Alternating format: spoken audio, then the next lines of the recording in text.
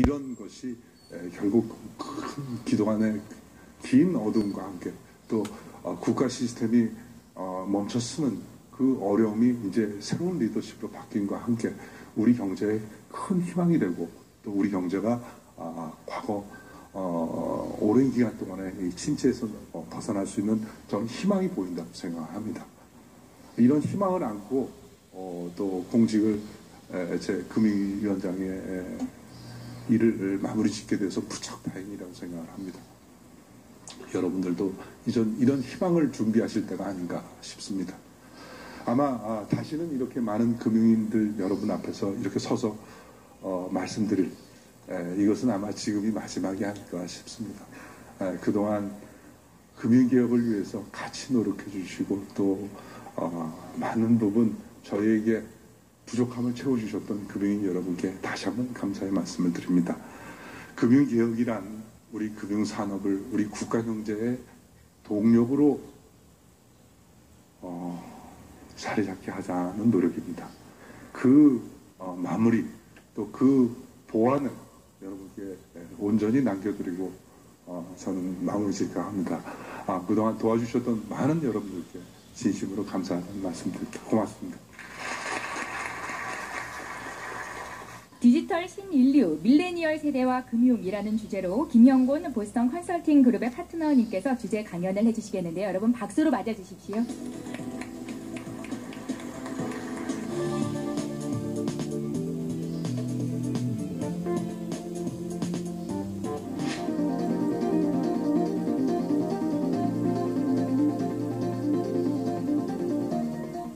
저는 간략하게 소개를 드리자면 사실은 컨설팅을 금융으로 시작은 하지 않았고요.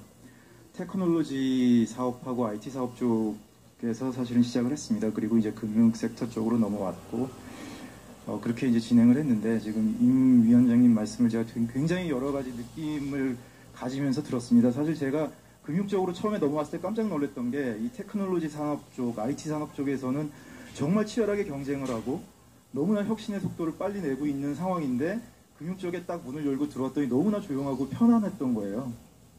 너무 안정적이고 그래서 이게 얼마나 맞는 것인가라는 부분에 대해서 굉장히 개인적으로 고민도 많이 하고 그랬었는데 일단 하여튼 저희 K뱅크도 출범하고 카카오뱅크도 출범하고 그런 과정에서 사실 저희 보스턴 컨설팅 그룹도 일정 부분 기여를 했습니다만 잘 됐으면 좋겠습니다. 그리고 오늘 주제는 사실은 저희가 이 4차 혁명이라고 말씀을 많이 하시고 디지털이라는 말씀을 많이 하시는데 조금 관점을 달리해서 앞으로의 변화 방향을 좀 지켜볼 필요가 있지 않겠느냐라는 생각에서 사실은 이 밀레니얼이라는 키워드를 좀 들고 나왔습니다. 그러니까 아시겠지만 지금 우리 산업 전반 혹은 우리 일상 전반에서 자고 쓰고 먹고 거주하고 하는 모든 영역들에서 엄청난 디스럽션이 일어나고 있습니다. 사실은 더 중요하게 저희가 좀 보셔야 될 부분은 이 디지털이라는 혁명 자체도 실제로 이 밀레니얼이라는 이 세대가 주도하고 있다는 점이 되게 중요하지 않나. 그래서 저희가 이 세대라는 부분에 대해서 조금 더 이해를 해야만 앞으로 저희가 생각하는 여러 가지 혁신이나 디지털에 관련된 전략들이 훨씬 더 정교하게 수립되지 않겠느냐라는 관점에서 저희 밀레니얼이라는 말씀을 좀 드리려고 나왔습니다. 간략하게 우리 밀레니얼이 뭔지 정의는 좀 하고 넘어가야 될 텐데 사실 이제 조금씩 기관마다 다르게 얘기는 합니다만 지금 우리나라로 치면 중학생 정도에서부터 30대 초반 정도까지라고 생각을 하시면 될 것 같습니다. 근데 이 밀레니얼 세대가 단순히 젊은 세대다, 2030 세대다 이렇게 간략하게 치부하기에는 앞으로 우리 이 경제 활동을 하는 우리 이런 기업 입장에서는 너무나 중요한 세대가 된다라는 부분을 좀 말씀드리고 싶은데 일단 회사마다 다르지만 2020년까지 전 세계 경제인구, 여기서 경제인구라는 사실은 노동을 제공하는 인구입니다. 노동을 제공하는 인구인데 노동을 제공하는 인구의 70%가 이 밀레니얼로 대체될 거다라고 얘기들을 하고 있습니다. 그만큼 이제 대세가 되는 거고요. 근데 문제는 이 친구들은 기존에 지금 말씀드렸듯이 베이비 부모나 X세대는 그나마 그래도 좀 유사한 공통점이 있었어요. 예를 들면 가족을 중요시한다든지 하는. 근데 그런 부분들을 찾기가 굉장히 어려운 조금은 세대 단절된 그런 특징을 보이고 있습니다. 그래서 상당히 좀 난해한 세대다 그렇게 말씀드릴 수 있을 것 같고 근데 더 중요한 건 사실은 저희가 이제 디지털 카카오뱅크를 포함해서 여러 가지 말씀들을 합니다만 저희가 명확하게 이런 디지털 혁명이 누구에게 소구를 하느냐라고 했을 때는 사실 가장 큰 증폭 효과는 이 밀레니얼 세대에게 있는 겁니다.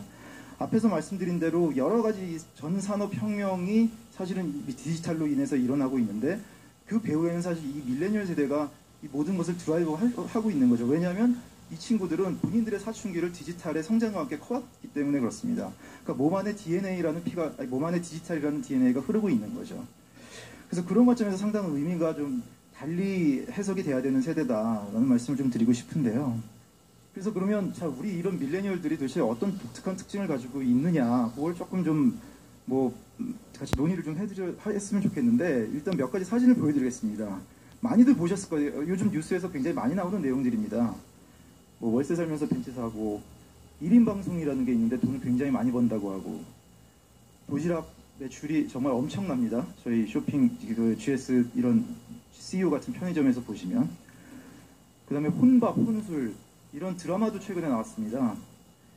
많이 들어보셨을 거고, 뒤에서 조금 더 말씀드릴게요. 결혼에 대한 부분, 아시겠지만 절대적으로 이 결혼에 대한 가치관이 거의 이제 제로에 가까워지는 거 아니냐라는 우려가 있을 정도로 이런 여러 가지 요즘 뉴스들을 통해서 많은 상황들을 좀 접하셨을 거예요. 근데 이게 사실은 밀레니얼들의 특징을 여러 가지 대표하는 현상들입니다. 그래서 몇 가지를 좀 예를 들어서 제가 좀 설명을 드릴게요. 일단 이들이 그 영위하고 있는 경제관념 내지는 삶의 어떤 방향 이런 부분들에 대해서 좀 저희가 볼 필요가 있는데, 자 보시면 이거는 소녀시대나 혹시 트와이스 다들 잘 아실 겁니다. 이 걸그룹, 아이돌 그룹. 이 밀레니얼 중에는 이런 걸그룹이나 아이돌을 쫓아다니면서 그들의 실제 공연 상황을 자기의 카메라로 찍어서 그거를 유튜브에 올리는 그런 취미를 가진 분들이 굉장히 많아요. 예, 근데 이걸 저희들이 아이돌 직캠이라고 합니다. 직접 카메라에 담는다고 해서 직캠이라고 하는데, 이거를 잘하기 위해서 1,000만 원을 쓰는 세대예요. 근데 아시겠지만 20대, 30대 얼마나 벌겠습니까? 근데 이제 이런 식으로 돈을 쓰는데 과감하고, 또 옆에 보시면 이건 뭐냐면 이제 홍대 입구에 가시면 디지털 광고하는 슬롯이 있습니다. 근데 이게 한 번 광고하는데 한 3,000만 원 들어요. 10개를 다 하면. 근데 엑소라는 굉장히 좀 유명한 아이돌이 있는데, 저도 엑소를 잘 몰라서 세봤더니 12명입니다, 멤버가. 근데 이 아이돌 팬클럽은 뭐를 하냐면 이 12명의 생일마다 이 광고를 하는 거예요. 3,000만 원씩 자기들이 돈을 모아서. 그런 사실은 조금 이제 기성세대가 보기엔 엉뚱한 부분에 엄청난 돈을 쓰는. 근데 그 정도면 양호하다고 볼 수 있는 게, 예를 들면 1인 방송이라는 게 뭐냐면, 그 왼쪽에 보시면 지금 한 남자분이 엄청난 양의 도넛을 앞에 깔고 있어요. 이걸 저희가 이제 먹방이라고 하는데, 먹는 걸 보여주는 방송이라고 해서 먹방이라고 합니다. 이런 분들은 하루 종일 그 인터넷 방송 앞에 앉아서 엄청난 양을 계속 먹기만 해요. 한 10인분을 먹습니다, 진짜. 뿌옇고 그걸 먹어요. 근데 더 중요한 건 그거를 보는 어디언스들이 대부분 밀레니얼입니다만 마음에 들면 돈을 줘요. 그걸 이제 별풍선이라고 합니다. 그러니까 나는 그냥 엄청나게 먹기만 하는데 그거를 보고 감동해서 돈을 주는 그런 소비 행위를 하는 세대가 사실 밀레니얼인 겁니다. 그러니까 상당히 좀 이해하기 어려우실 수는 있죠. 여기 이제 5,000만 원이라는 거는 한번 사회적인 이슈가 된 적이 있었던 얘기긴 한데, 어찌됐든 간에 그 정도로 이 과감한 소비를 자기들이 좋아하는 주관적인 고관여 상품에 대해서는 엄청난 소비를 하는 세대다. 근데 또 한편으로 생활 자체는 굉장히 혼자 하는 것에 익숙합니다. 아까 말씀드렸던 혼밥, 혼자서 밥 먹는 거, 혼술, 혼자서 술 먹는 거, 이런 부분들에 대해서 굉장히 익숙한데, 이 인터넷에 가보시면 자, 혼자서 할 수 있는 영역을 레벨까지 정해서 서로 테스트를 하는 그런 게임을 벌이고 있어요. 그러니까 오른쪽에 보시면 지금 혼자서 밥 먹는 거에 대해서 너가 정말 혼밥의 고수냐 하수냐 라는 걸 판단합니다. 편의점에서 라면 먹는 건 되게 쉽죠. 그래서 그건 레벨 1이라고 해요. 근데 혼자서 간장게장 먹으러 간다, 이건 굉장히 어려운 일이거든요. 근데 이제 여기까지 자기가 했다라고 그러면 그래 너는 정말 고수야 라고 인정을 해주는 이런 문화가 이 만연해 있는 그런 세대가 이제 밀레니얼이다 라고 보시면 될 것 같고요. 근데 또 이렇게 엄청나게 1,100만 원짜리 카메라 쓰고 하면서도 자기가 그렇게 고관여라고 생각하지 않는 영역에 대해서는 굉장히 실용적입니다. 우리나라 카페, 인터넷 카페 중에서 제일 큰 카페가 중고나라예요. 이 멤버가 1,500만 명입니다. 1,500만 명. 저희가 알기로는 50% 가까이가 이 밀레니얼에 해당되는 분들이 이 멤버예요.